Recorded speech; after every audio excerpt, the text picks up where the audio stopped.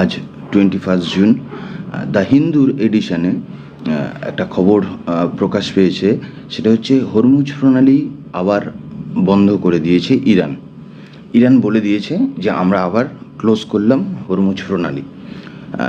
তো আমার লাস্ট ভিডিওতে লাস্ট দুটো ভিডিওতে অ্যাকচুয়ালি ইন্টারন্যাশনাল পলিটিক্স নিয়ে যখন আলোচনা করছিলাম, তো সেখানে মেন টপিক ছিল ইরান ইউএসের যুদ্ধ। তো সেখানে 14 দফা যে দাবি ইরান করেছে যুদ্ধ বন্ধ হওয়ার, সেখানে ফার্স্ট পয়েন্টটাই ছিল যে মধ্যপ্রাচ্যের যে দেশগুলোর মধ্যে যুদ্ধ হচ্ছে সেগুলোকে কিন্তু স্টপ করতে হবে এবং এর পুরো দায়িত্বই হচ্ছে আমেরিকার ওপর। তো তখনই আমি বলেছিলাম যে ইসরায়েল কিন্তু এখনো পর্যন্ত তাদের ডিসিশন জানায়নি।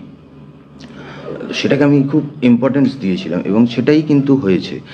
এই হরমুজ প্রণালী যে আবার ইরান বন্ধ করেছে তার প্রধান কারণই হলো ইসরায়েল লেবাননের ওপর আবার অ্যাটাক করেছে।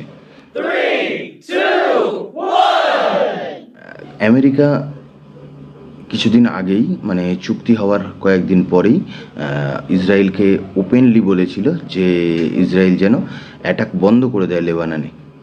কিন্তু ইসরায়েল বলেছিল যে তাদের দেশের স্বার্থে, তাদের নীতির স্বার্থে তারা এই অ্যাটাক বন্ধ করবে না, এবং তারা তাই করেছে। তারা হচ্ছে আবার লেবাননের ওপর অ্যাটাক করেছে। লেবাননের হিজবুল্লাহ যে সন্ত্রাসবাদী গোষ্ঠী আছে তাদের ওপরে অ্যাটাক করেছে। তারা বলেছে যে হিজবুল্লাহ হচ্ছে ইসরায়েলের 4 জন সৈনিককে মেরেছে, সেই জন্য ইসরায়েল আবার হিজবুল্লাহর ওপর অ্যাটাক করেছে এবং হিজবুল্লাহর প্রায় 47 জনের মতো সন্ত্রাসবাদী মারা গেছে।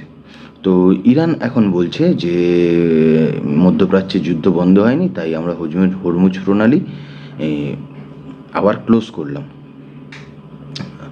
তো কেন এই ইসরায়েল লেবাননের ওপরে অ্যাটাক করে, আর কেনই বা ইরান লেবাননকে সাপোর্ট করে? কারণ ইরান হচ্ছে এমন একটা দেশ যারা বিশ্বে সমস্ত প্রায় সন্ত্রাসবাদী দলগুলোকে মদত দেয়, অস্ত্র দিয়ে মদত দেয়, ফান্ড দিয়ে মদত দেয়, সব রকমভাবে তারা মদত দেয়। আর ইসরায়েল থেকে আরম্ভ করে আরও কিছু দেশ যারা চেষ্টা করছে এখনো পর্যন্ত যে সন্ত্রাসবাদী কার্যকলাপকে, সারা পৃথিবীর বুকে সন্ত্রাসবাদী কার্যকলাপকে বন্ধ করার, তো সেই উদ্দেশ্যেই ইসরায়েল কিন্তু লেবাননের হিজবুল্লাহ গোষ্ঠীর ওপর অ্যাটাক করে। আর ইরান সবসময় চায় যে লেবাননের ওপর যেন ইসরায়েল কোনোভাবে অ্যাটাক করে, কারণ লেবাননের ভৌগোলিক অবস্থানটা এমন একটা জায়গায় যেখান থেকে ইসরায়েল যদি কোনো সময় ইরানকে অ্যাটাক করে তখন লেবানন তার পেছন দিক থেকে যেন ইসরায়েলকে অ্যাটাক করতে পারে, এইরকমই একটা ভৌগোলিক সিচুয়েশন।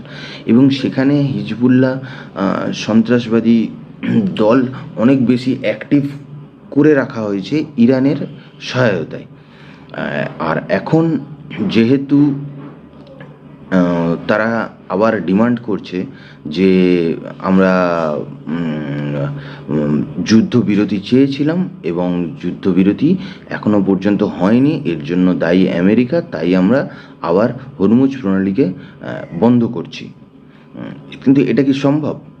হ্যাঁ, সম্ভব। কারণ এখনো পর্যন্ত হয়তো ইরানের কাছাকাছি যে নৌবন্দরগুলো আছে সেখানে আমেরিকার যুদ্ধজাহাজ উপস্থিত, কিন্তু সেগুলো সরানোর কাজ চলছে। সুতরাং তারা কিন্তু টহলদারি বা তাদের সেখানে উপস্থিতি একেবারে বন্ধ হয়ে যায়নি। আবার ইরানও কিন্তু বিভিন্নভাবে, স্পেশালি তাদের এক ধরনের বোট আছে এই ধরনের সমুদ্রে অভিযান করার জন্য, সেই স্পিড বোট, ড্রোন, মিসাইল, এগুলো দিয়ে যে কোনো সময় ইরান কিন্তু হরমুজ প্রণালী বন্ধ করে দেওয়ার ক্ষমতা রাখে। তো সুতরাং ইরানের যেটা এই ইংরেজি দৈনিকে বেরিয়েছে যে খবরটা, তো সেটা কিন্তু কোনোভাবেই অস্বীকার করার জায়গা নেই। আর আমাদের জন্য ভালো খবর সেটা হচ্ছে ইন্ডিয়া কিন্তু আবার রাশিয়ার কাছ থেকে তেল নেওয়া শুরু করেছে। যেটা আমি আমার আগের ভিডিওতে বলেছিলাম যে জয়শঙ্কর পরিষ্কার বলেছিল আমরা যেখানে কম দামে তেল পাবো সেখান থেকেই আমরা তেল নেব। তো বর্তমান যে অবস্থায় তাতে দেখা গেছিল যে কয়েকদিন যখন এই চুক্তি হয়েছিল তখন ক্রুড অয়েলের দাম পড়েছিল, মানে অনেকটা কম হয়েছিল।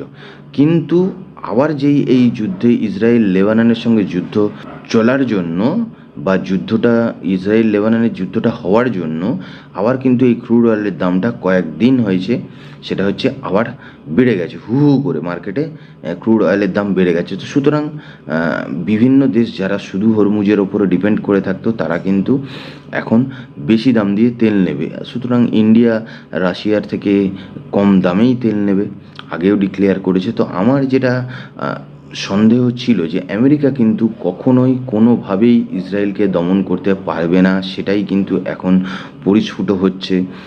বিভিন্ন সংবাদ মাধ্যমেও বেরোচ্ছে যে আমেরিকা কিন্তু কোনোভাবেই ইসরায়েলকে কন্ট্রোল করতে পারছে না, আবার ইরানকেও বলতে পারছে না যে তারা কিন্তু লেবাননের এই সন্ত্রাসবাদী কার্যকলাপকে বন্ধ করার জন্য ইনিশিয়েটিভ নিক।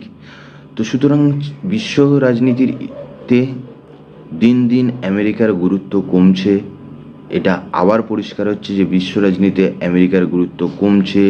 হরমুজ প্রণালী বন্ধের মধ্যে দিয়েই যে কোনো সময় ইরান চাইলেই হরমুজ প্রণালী বন্ধ করে দিতে পারে। তারা এই হরমুজ প্রণালীর মাধ্যম দিয়েই তারা কিন্তু আমেরিকার ওপর চাপ সৃষ্টি করছে যে আমেরিকা যেন এই ধরনের যুদ্ধ বন্ধ করুক।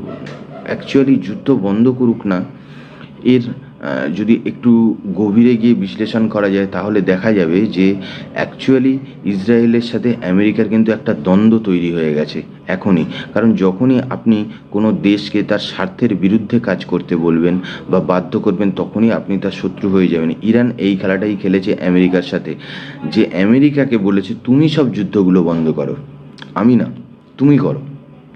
সে যখনই কোনো দেশকে বারণ করতে যাবে সুতরাং সেই দেশের স্বার্থে আঘাত পড়বে, কারণ কোনো দেশই বিনা স্বার্থে যুদ্ধ করে না, সেখানে প্রত্যেকেরই একটা স্বার্থ জড়িয়ে থাকে।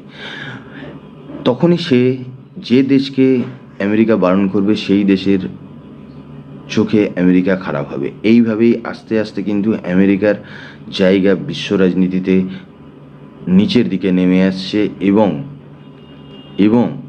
অন্যান্য দেশগুলো, বিশেষ করে ভারতবর্ষের মতো যে থার্ড ওয়ার্ল্ড কান্ট্রি যাকে বলা হয়, তাদের বৈদেশিক নীতি, তাদের গত কয়েক বছরের কার্যকলাপ, তাদের চিন্তাধারা, তাদের প্রযুক্তির জন্য তারা কিন্তু আস্তে আস্তে এগিয়ে আসছে ফার্স্ট ওয়ার্ল্ড কান্ট্রির দাবিদার হওয়ার জন্য।